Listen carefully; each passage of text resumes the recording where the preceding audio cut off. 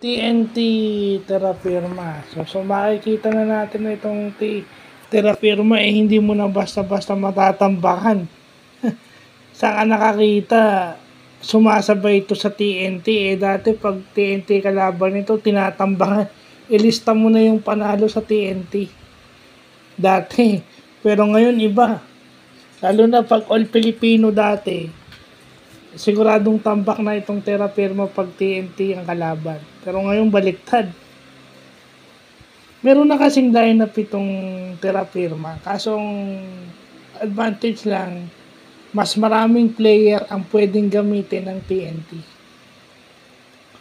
Kumbaga, ano na yan mas marami pwedeng pagpili ang player na hindi nasasagad yung player mo na hanggang dulo ng laro. Pwede mong gamitin. At saka, si Jonathan Cardell, si Coach Cardell, nahihirapan na siyang tapatan yung lalim ng bench ng token text. Kasi hindi pa napapagod yung mga player ng token text. Meron pa silang player na pwedeng gamitin na ganun din yung kalidad.